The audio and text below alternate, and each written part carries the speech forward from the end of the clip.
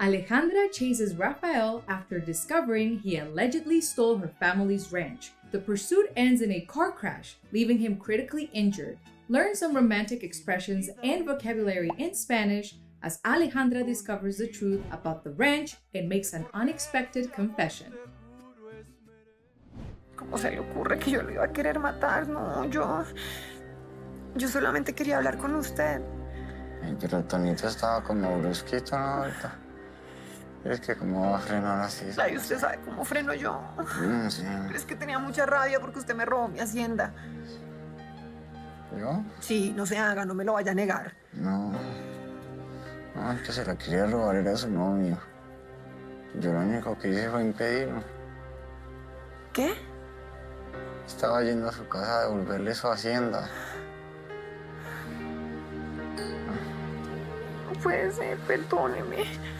Por favor, perdóneme, ¿sí? Ya estamos a pases, doctora, no se preocupe. Me lo tengo que llevar ya a cirugía. Por favor, una última cosa, por favor. Ay, señora, rápido, sí. Let's see what is this last thing that Alejandra has to say to Rafael while we break down the main vocabulary words. ¿Cómo se le ocurre que yo lo iba a querer matar? No, ¿Cómo se le ocurre is a common phrase in Spanish that translates to "how could you think that?" It's an expression that it is used to show surprise, shock, or disbelief when someone says or does something unexpected, unusual, or inappropriate. Particularly in Colombia, people use this phrase a lot, so make sure you learn it so you can implement it if you visit the country. Another thing to note is how this phrase is conjugated with sele to indicate the formal you, which is usted. Listen close to how this you conjugation is used repeatedly throughout this scene, but not particularly to talk in a formal way. When Rafael believed that Alejandra had purposely planned to cause their car accident, she responded with disbelief, asking, ¿Cómo se le ocurre que yo lo iba a querer matar? ¿Cómo se le ocurre que yo lo iba a querer matar? No, yo solamente quería hablar con usted. The word solamente can be translated as only or just, and it is an adverb commonly used to indicate the exclusivity or limitation of something. Interestingly, Alejandra claims that she did not intend to harm Rafael, despite their troubled relationship. She just wanted to speak with him. Yo solamente quería hablar con usted. Pero Tonito estaba como brusquito, ¿no? Ahorita. Tonito is the diminutive form of tono, which means tone or intonation, and it usually refers to the tone that someone uses when speaking. But be careful when it's used towards someone, especially in arguments, as it is used in a negative way to highlight how someone is speaking in an, impolite way. For example, moms in some Latin American countries would often say, "Cuidado con ese tonito," when their kids ask for things in a bad manner. Brusquito is the diminutive form of the word brusco, which is a colloquial term to describe something rough, abrupt, or sudden. For instance, if someone does or says something in a harsh or blunt manner, you would say, "Fuiste brusco conmigo." Or if we're talking about a car suddenly coming to a stop, you could also say, "El carro paró de forma brusca."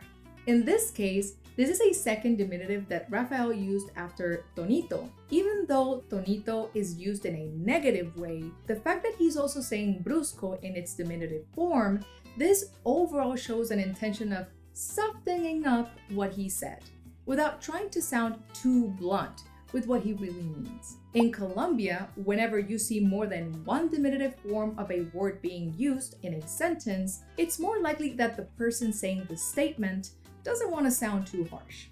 The phrase "no cierto" would literally translate to "not true," but in this context, since it has a question mark, "no cierto" is used as a common expression that means "isn't that right?" or just "right?"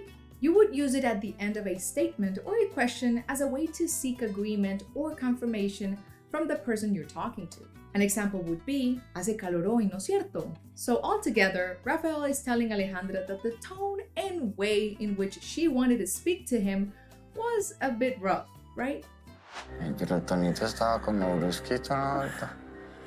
Es que cómo va a frenar así. Es que is also a very common phrase in Spanish, and it literally translates to is that. But it really means the thing is that, or it's just that. We use it pretty often to justify something that has been said or done. In English though, this word is usually omitted because the meaning of this phrase is already conveyed through the context of the sentence. Here is an example where Claudia, Rafael's co-worker, is telling him how handsome he looks in his new suit, and Alejandra reacts, but then tries to justify her reaction. Oiga, no lo toque, no lo toque. Pues es que del traje es nuevo, se lo va a ensuciar. Frenar is a verb that means to curb, to brake, or to restrain. It is frequently used when driving a car or any other type of vehicle, but it can also be used to refer to slowing down or bringing something to a stop. In essence, Rafael is questioning Alejandra as to why she came to a sudden stop, leading to the accident. Es que como va a frenar así. Ay, usted sabe cómo freno yo. Sí. Como, with an accent on the first O, is an adverb that means how. It is used to ask a question, express surprise or admiration, or like in this case, to explain the way in which something is done. Usted sabe cómo freno yo. But if you use como without an accent, it can be used as a conjunction or adverb that means like or as. For example, Están peleando Como si fueran novios. but como can also mean I eat, from the verb comer, to eat. Yo como arroz todos los días. In this part, Alejandra is attempting to justify the accident to Rafael by reminding him that he's aware of how she brakes while driving. Wow! So pretty much como can have multiple meanings depending on the context in which it's used. And it's important to take into account other factors such as tone of voice, body language, and cultural references. With FluentU, you can learn Spanish by watching real-world videos and get a better understanding on how to use words in conversations. This will help you communicate more naturally, just like a native speaker. FluentU has interactive subtitles that break down word definitions, offer accurate example sentences, and example videos that demonstrate how words are being used so you can start using them in conversations confidently. Sé cómo acabar con el invierno.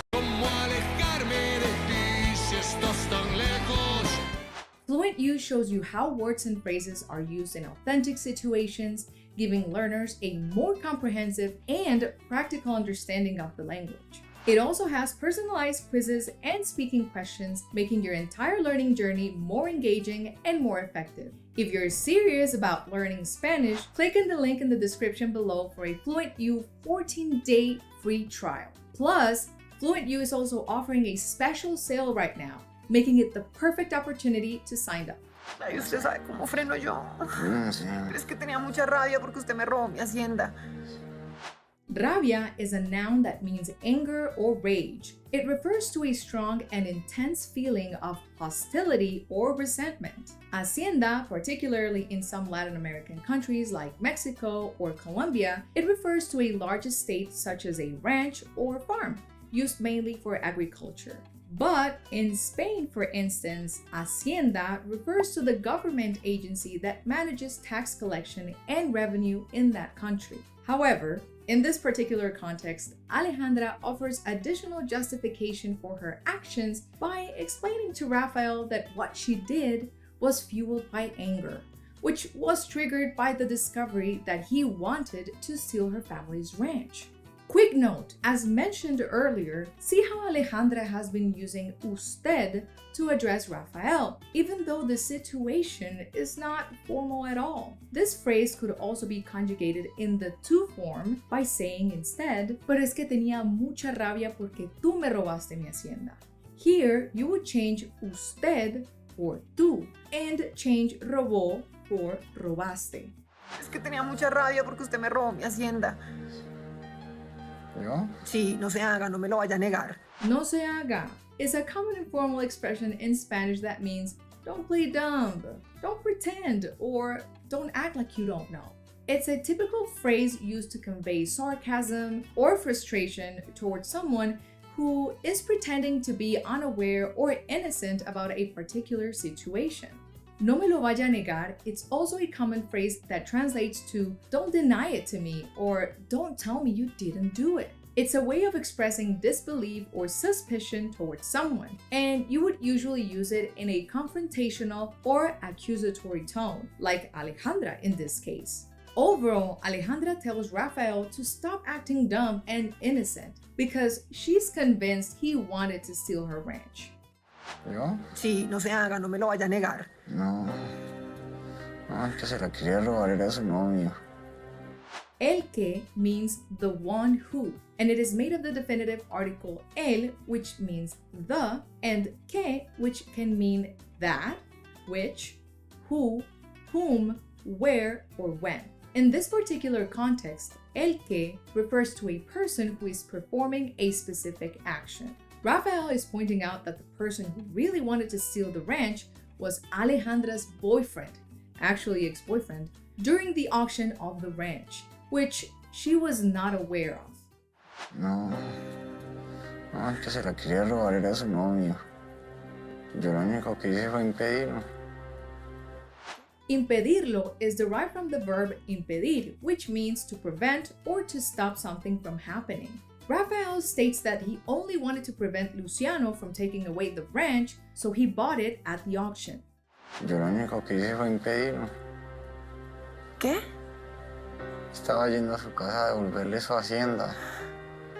Yendo means going, and it is the present participle form of the verb ir, which means to go. It describes the ongoing action of going somewhere. For example, estoy yendo a la tienda.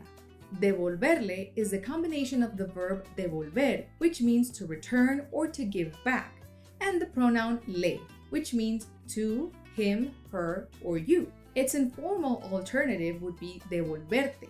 You could even rephrase the entire sentence in the to conjugation by saying instead, estaba yendo a tu casa a devolverte tu hacienda. Following the action of the ranch, Rafael intended to meet up with Alejandra in order to give her back the ranch. Estaba yendo a su casa a devolverle su hacienda. No puede ser, perdóneme. Por favor, perdóneme, sí.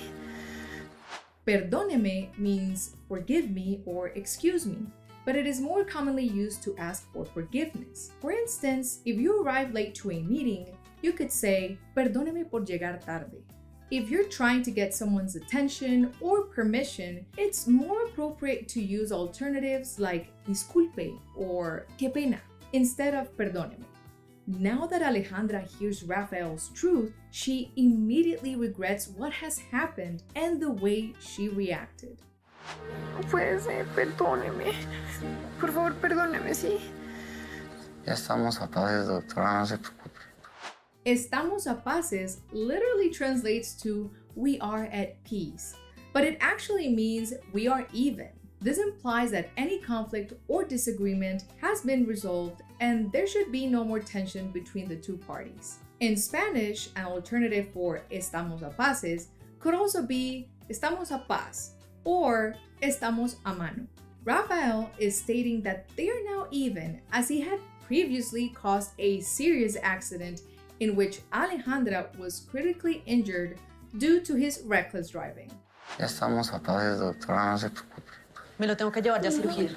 Me lo tengo que llevar is a phrase that translates to I have to take him or it with me. To refer to a female subject though, you would change me lo to me la. Me la tengo que llevar.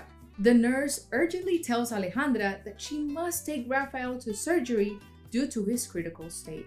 If you enjoy these cultural expressions and phrases, make sure to subscribe and like this video so you can learn more Spanish with our upcoming video of iconic Mexican singer Luis Miguel.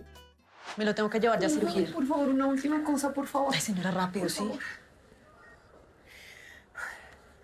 Rafael, júreme que usted va a salir vivo de esta cirugía. Júreme means swear to me or promise me. It's the imperative form of the verb jurar, which means to swear or to promise. And it's also conjugated with the pronoun usted, which is the formal way of saying you. You could also use its informal equivalent you conjugation by saying júrame. By using the informal conjugation of you, the phrase would look like this instead. Júrame que tú vas a salir vivo de esta cirugía. In certain regions of Colombia, like the Andean region, the use of usted can convey affection or endearment as it signifies a high level of respect towards the person being addressed. This is evident in the way Alejandra consistently addresses Rafael with usted in an endearing manner throughout the scene. However, in other regions like the Pacific region, for example, the use of the usted conjugation is more commonly employed to show respect and maintain a certain distance. On the other hand, the tú conjugation is more prevalent when you have a close relationship with someone or when you intend to express endearment. Va a salir translates to is going to leave or is going out, but in this context, it is used as is going to come out, since it refers to Rafael surviving the accident. Alejandra is asking Rafael to promise her that he will come out of this situation alive. Júreme que usted va a salir vivo de esta cirugía. Y yo le juro que voy a dedicar el resto de mi vida a serlo el hombre más feliz del mundo. Voy a dedicar translates to I will dedicate or I am going to dedicate, and it expresses a commitment or intention to devote time or effort to something or someone. In this part, Alejandra confesses and swears to Rafael that she is willing to devote herself to make him the happiest man alive. Y yo le juro que voy a dedicar el resto de mi vida a serlo el hombre más feliz del mundo. Yo le dije lo mismo. ¿Qué? Yo le dije lo mismo. Lo sé, lo acaba de recordar, solo que cuando pasó lo mío usted a mí no me conocía. Lo acabo literally translates to I finish it, but in the context of this part, it actually means I just to explain lo acabo de recordar. Rafael responds to Alejandra saying, I told you the same thing, to which she laughs and says, I know, I just remembered it. Lo mío means my thing, and here it refers to a personal experience or situation the speaker had. Lo mío could also refer to a particular field or skill that someone is proficient in. For example, la música es lo mío. Initially, when Rafael got into a car accident with Alejandra, he pretended to be her husband and basically said those same words. Júrame que vas a salir bien de esa cirugía. Y yo te juro que voy a dedicar el resto de mi vida a hacerte la mujer más feliz del mundo. Lo sé, lo acaba de recordar, solo que cuando pasó lo mío usted a mí no me conocía. En cambio yo ahora, pues no solo lo conozco, sino que yo lo amo, Rafael. En cambio translates to however or on the other hand. It's a way of introducing a contrasting or opposing idea to what was previously stated. She is highlighting the difference between Rafael's initial accident with her, where he crashed into her without knowing who she was, and this current accident where she now knows him. Sino que can be translated to but or but rather. It's also a useful phrase to introduce a contrasting or opposing idea, as well as different perspectives or opinions. In this context, yo lo amo can mean I love you, but it can also mean I love him or I love it. The pronoun lo is the conjugated form of usted, the formal you, and since it is in the third person, it can have these other interpretations. Specifically, in this case, Alejandra is referring to Rafael. The informal equivalent of you in this sentence would only require you to replace the pronoun lo for te, so it would be en cambio, yo ahora pues no solo te conozco, sino que yo te amo, Rafael. Alejandra is saying that this accident with Rafael is different now because she not only knows him, but also loves him. En cambio yo ahora, pues no solo lo conozco, sino que yo lo amo, Rafael. Porque gestos y miradas dicen más que las palabras. Tú y yo hemos perdido la razón. Lo amo y no le perdonaría que me dejara sola con todo este amor. Conmigo abrázame, no dejes no le perdonaría translates to I wouldn't forgive you. It consists of the negative no, meaning not, the indirect object pronoun le, meaning you, usted, and the verb perdonaría, which means would forgive. No le perdonaría is usually used to express a strong feeling or anger or disappointment towards someone, along with a reluctance to forgive someone for something they have done. In this particular situation, Alejandra is using the phrase no lo perdonaría to convey the intensity of her feelings towards Rafael. She is essentially saying that she cares for him so deeply that if he were to abandon her, she wouldn't be able to forgive him. Now that we have analyzed the vocabulary from this romantic and dramatic confession, let's put our knowledge into practice by watching all the clip without subtitles. ¿Cómo se le ocurre que yo lo iba a querer matar? No, yo solamente quería hablar con usted.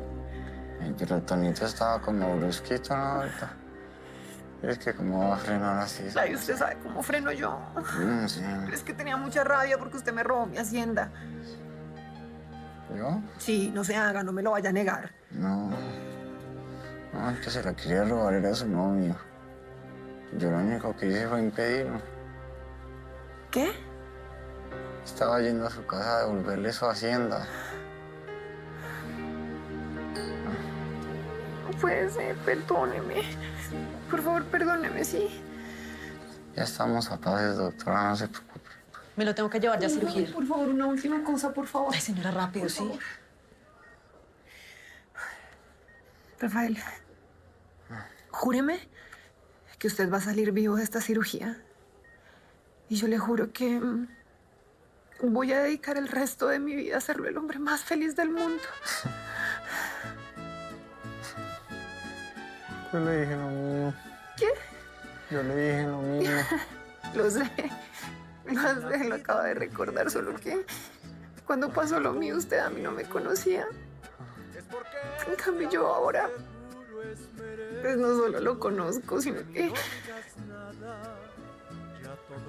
yo lo amo, Rafael. Porque gestos y miradas dicen más que las palabras. Tú y yo hemos perdido la razón. ¿Qué dijo? Lo amo y no le perdonaría que me dejara sola con todo este amor. Conmigo abrázame, no dejes que pierda la fe. Toma mi mano, aférrate, por este amor lo intentaré. There is more romantic vocabulary to keep learning in this next video, where you will witness Paloma's reaction to Sebastian's ex being invited to his brother's wedding. Vamos a ver qué pasa.